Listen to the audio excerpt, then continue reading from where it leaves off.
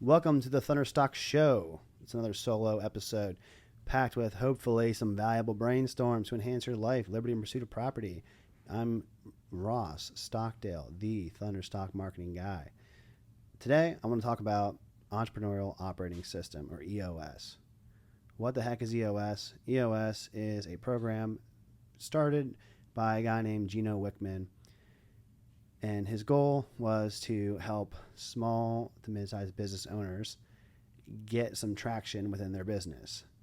There are hundreds, if not over 1,000 implementers of this management coaching, this business coaching conglomerate out in the world today. And I've had the luxury of working with 3 to 4 of them now in my career through the different companies that I have been a part of, both as a fractional CMO sitting in the leadership team seat.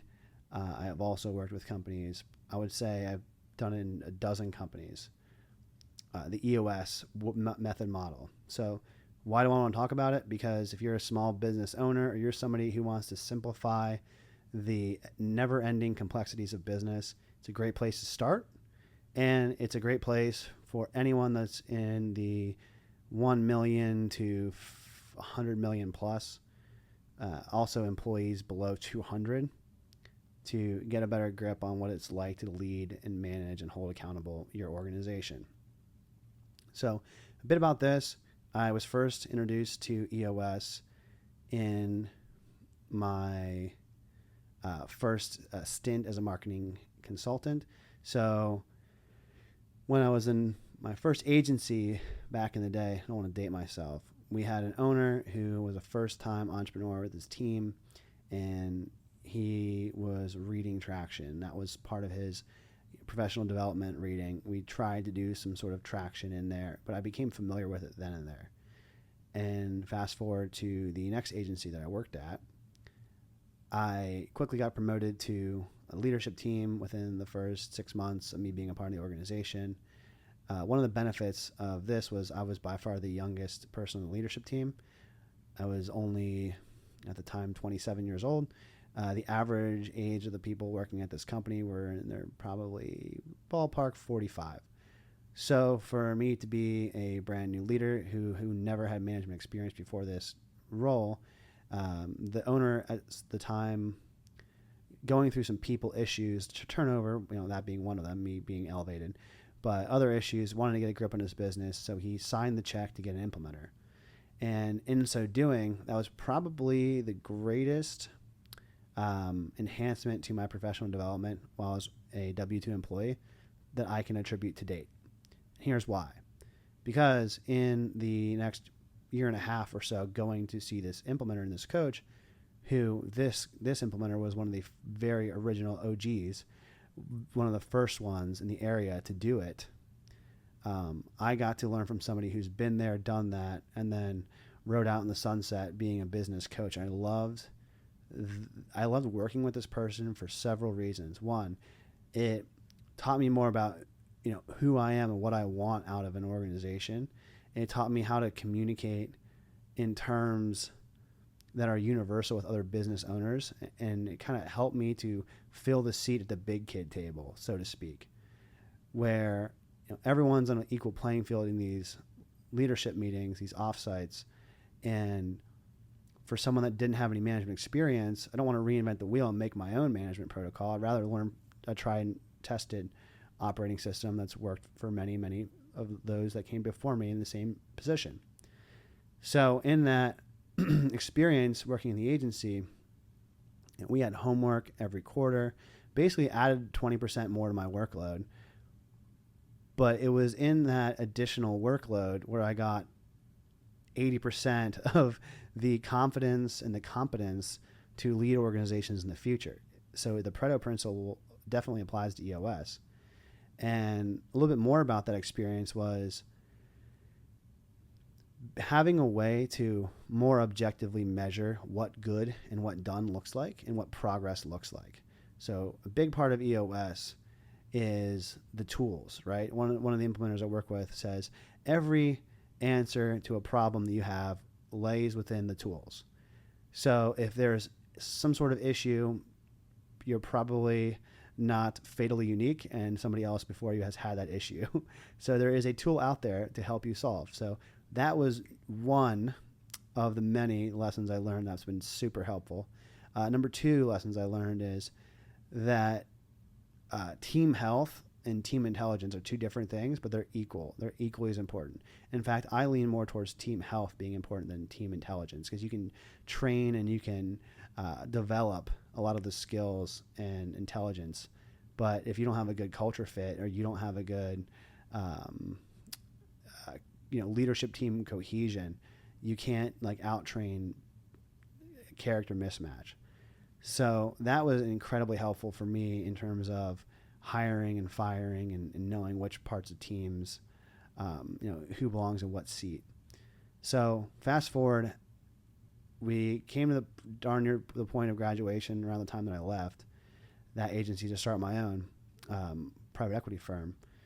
And because of EOS, we had to do a management turnover, and I had an idea of where to start.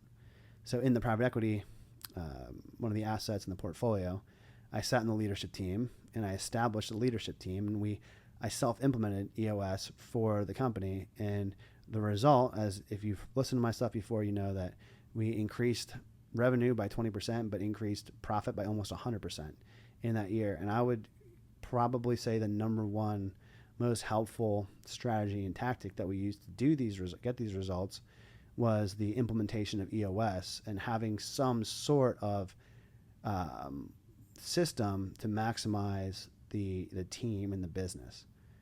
So I self-implemented EOS then and there. If time and budget allowed, it probably would have been a good idea to get an implementer.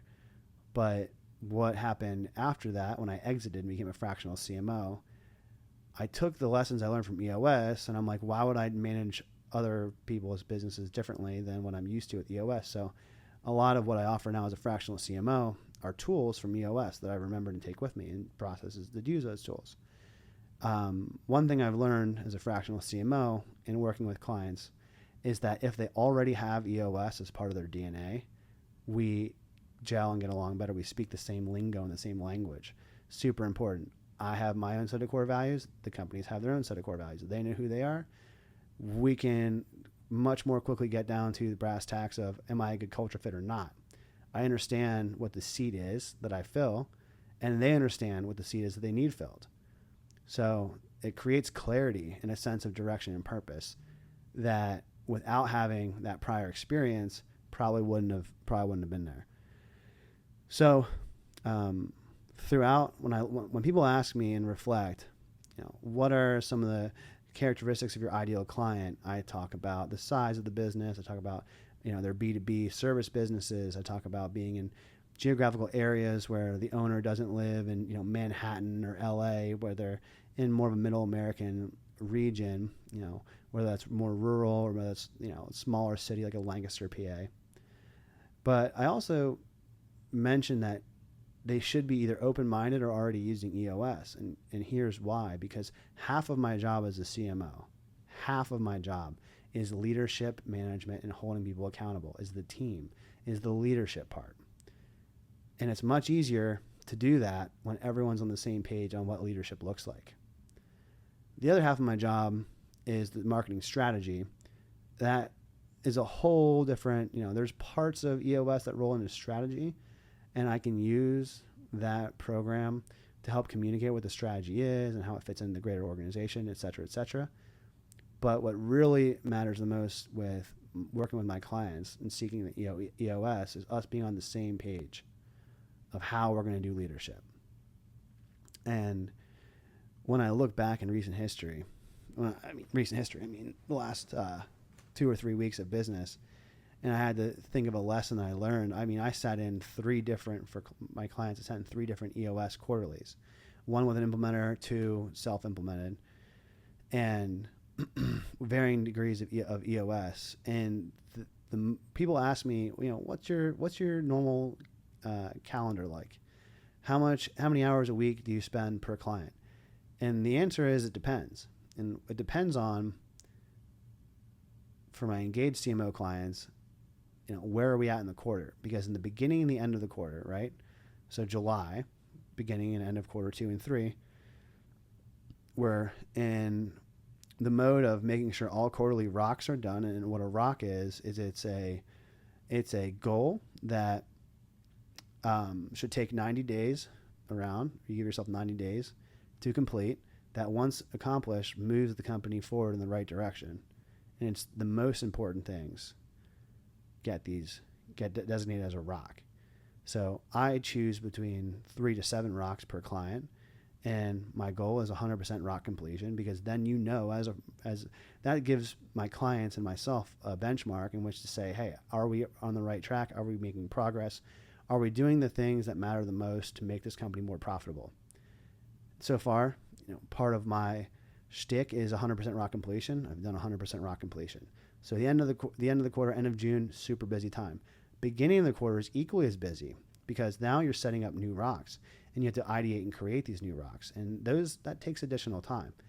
So the marketing strategy is dictated right when we start the engagement. So I do my half-day consult, my strategy session, but it's measured and managed and monitored at these quarterlies and fine-tuned and reset and reflected. And then week to week, we use what's called in EOS a scorecard.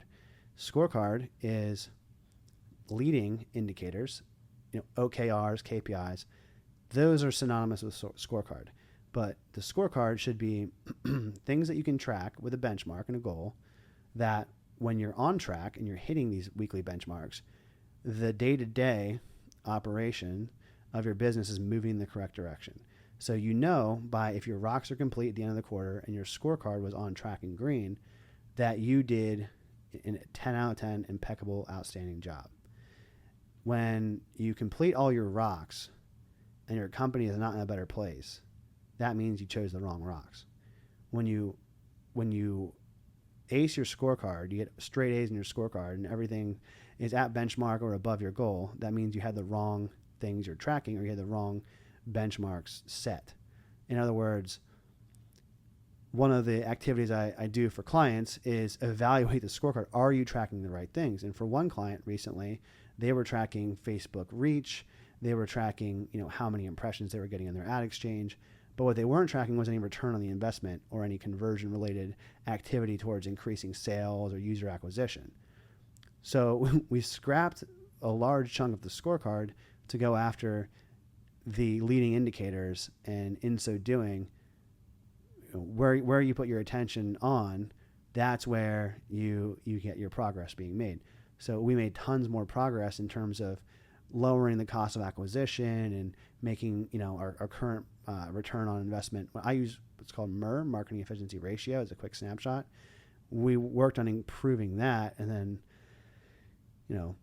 now we're tracking the right things in the scorecard. So one takeaway that I have from this last round of quarterly is that you can get all of your rocks done, you can get all of your scorecard hit, but your business might not still grow. And that's why, as a fractional CMO, my job is always to break through these walls and figure out these tough problems, because working hard is half the battle. It's working smart is the other half. And if you have all the right rocks and you have all the right scorecards, but you don't hit them, then you might have been smart, but you weren't working hard. So EOS, at the end of the day, for those of you listening, why am I telling you the story? Why am I promoting EOS as a management concept? There's for several reasons, because I've achieved real business results for dozens of clients that I've been a CMO of, over a dozen, maybe not 24 yet, but soon to be. As a marketer, I've achieved meaningful business results because how I look at time and prioritization and structure and people and all the things that go around marketing leadership. Learn from EOS. And it's important to talk about this when I'm reflecting, because at a future date, if I ever listen to this again or anyone else listens to this, I want you to know that you get what you track. And when you track the right goals and the right activity, you get business improvement. And another example from a recent EOS experience is that all the business results are functions of your team being smart. But when you get healthy, one of the EOS credos is you get to work on what you want to do, be paid fairly, be compensated appropriately, work with people that you like. You get to have time left over for other passions, and you get to own a business that you find worth owning. These are some of the credos of EOS. And these quarterlies are super pivotal. And what I learned in one recently is that sometimes if you the longer you avoid bringing up the issues that are the hairiest, the heaviest, the issues don't usually solve themselves. And ignoring reality only lasts so long. But you cannot ignore the consequence of ignoring reality. And that's why having a healthy leadership team that's open and honest, that doesn't have fear of expressing their true thoughts and opinions, doesn't have any pride or ego, self-preservation. Once you get over these mental hurdles and you get to have hard conversations where it's two people on the same team attacking the same issue versus, two people's personalities trying to attack or defend one another, that's when you make serious strides in leadership health. And I've seen it time and time again where you have, everyone gets off their chest and off their mind what they're thinking and feeling. And when you have that trust that the EOS system helps to foster and bring out, you make the most important breakthroughs because, no small business that I'm familiar with has ever achieved anything great just with one person dictating. It's been a leadership team being on the same page, being cohesive. So when I look back in the last 90 days, I'm further confident that by looking to work with EOS-minded clients and by continuing to adopt and refine and understand how to use EOS inside small businesses, not only do I find myself getting closer to that EOS dream of being paid appropriately, working on projects I love, having time left over for passion and projects, but I get a sense of traction. I know my business is going the right way because I know that I can help other businesses get in the right direction where they want to go, and the whole leadership team has buy-in. So that's my thought for today. I want to describe and tell stories about EOS, the impact that it's had, what it is, what it does, and I want to urge anyone that's listening that if you're interested in a small business, you're interested in leadership, and you have a small business, you don't know what the heck EOS is, there's a book called What the Heck is EOS? You should read it. You should also, if you get through that, you're familiar, read Traction. And if you do that, and you're a small business that wants to grow profitably, to fill the marketing leadership seat, you should call me because that's the kind of business that I want to work with. So to end this meeting, to end this call, to end this podcast rather, I want to leave you with that. It's really simple. For the pursuit of property, you have to get traction. You don't want your wheels to spin in the mud, so to speak. So quite literally read Traction to get traction in your business. And if you like this talk and you want to learn more about EOS, reach out to me on LinkedIn, on social. Happy to have a conversation. Thunderstock out. Peace.